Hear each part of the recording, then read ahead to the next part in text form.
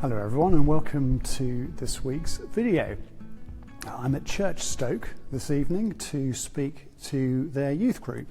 It's a thriving gathering, not simply a youth club, but a group that gets to grips with the Bible and the implications of living the Christian life today. This is a huge challenge for committed Christian young people. The percentage of committed Christians, teenagers in our country, is well below 1%, and they'll frequently be the only Christian in their year group at school. The environment there is often hostile to faith, and groups like this reassure them that they aren't alone and provide a wonderful prayerful support and encouragement. Whenever we're presented with statistics on examples of good practice, like this youth group here, there's a debate about causality and correlation. As I go around the diocese, I see a strong correlation between vibrant churches and that church's prayer life.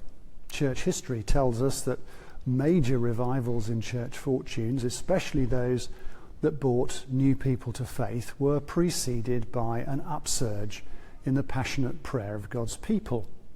This is prayer that goes rather beyond our intercessions Sunday by Sunday, or even the regular church prayer meeting, something that has sadly dropped off the agenda and calendar in many places.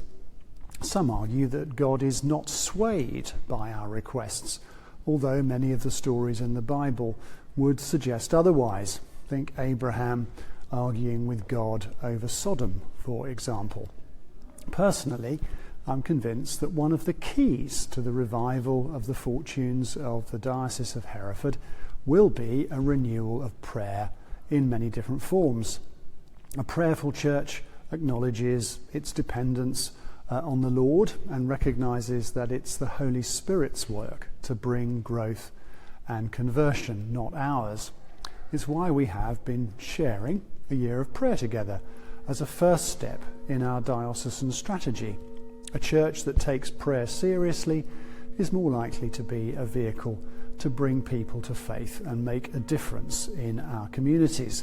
A church that marginalises prayer and doesn't see it as vital quite most likely won't. As our year of prayer draws to a close, I want to invite you to participate in our last big activity together. We're having a 24/7 round-the-clock prayer space in the chapel at the Palace. The chapel will be open for prayer from 6 o'clock in the morning to 10 o'clock at night every day from December the 3rd to the 12th, leading up to a closing service for the year of prayer in the cathedral. You'd be very welcome to come and pray for any time during that period. However, even if you can't get down here, you can sign up online for one of the slots and join in at home. It would be most encouraging if you could sign up, whether you're coming in person or praying at home. We'd like to cover as many slots as possible. I shall be there every day from 7 in the morning till 8, and there's space for as many people who would like to sign up for each slot. You can also sign up to pray throughout the night. We'd love it if all of the slots are taken, so we have a chain of prayer going for the whole period. To sign up, you need to go through the Year of Prayer page on the diocesan website. I'll be recording next week's video from the space so you can get a feel for it, and there'll still be time to sign up.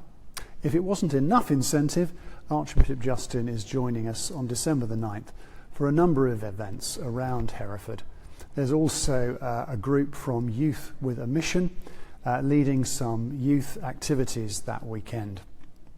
Again, you can find more details on the diocesan website. Praying in a prayer space is an imaginative, creative and interactive experience. You can simply sit in silence or write prayers at the various stations.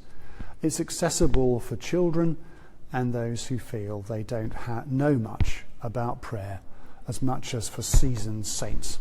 There's a link to the sign up here on the screen and in the transcript of this video on the website. and you can sign up through the Year of Prayer page as well. Prayer spaces have been one of the most inspiring initiatives over the last few years in the church. They've sprung up in schools, churches all over the world.